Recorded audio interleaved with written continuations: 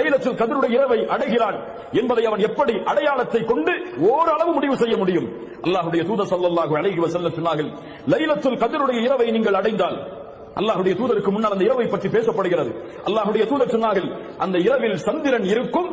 ஒரு பவுலை பாதியாக வெட்டினால் எந்த அமைப்பில் இருக்குமோ, ஒரு பவுல் அதை பாதியாக வெட்டினால் எந்த அமைப்பில் இருக்குமோ அந்த அமைப்பில் அந்த இரவுடைய சந்திரன் இருக்கும்.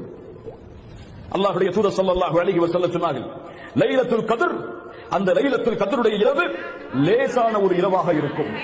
வெளிச்சம் சூழ்ந்த முழுவதுமான வெளிச்சமான ஒரு இரவாக இருக்கும். அந்த நாளுடைய, அந்த லைலத்துல் கத்ருடைய நாள் அதிகமான வெப்பமானதாகவோ அதிகமாக குளிர்ச்சியானதாகவோ இருக்காது, நடுநிலையோடு இருக்கும்.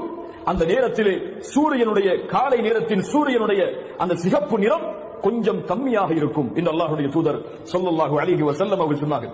மேலும் அல்லாஹ்வுடைய தூதர் ஸல்லல்லாஹு அலைஹி வஸல்லம் சொன்னார்கள், லைலத்துல் கத்ருடைய இரவில் உதிக்கக்கூடிய சூரியனுக்கு கதிர்கள் இருக்காது, சூரியனுக்கு கதிர்கள் இருக்காது.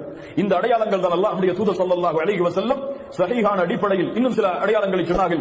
எரிகற்கள் அந்த இரவில் வீசப்படாது. ஷைத்தானை விரட்டுவதற்காக எரிகற்களை, எரி நட்சத்திரங்களை மலக்குகள் வீசுவார்கள். அது இந்த இரவில் வீசப்படாது என்று அல்லாஹ்வுடைய தூதர் ஸல்லல்லாஹு அலைஹி வஸல்லம் ஸஹீஹான ஹதீஸின் அடிப்படையில் சொன்னார்கள்.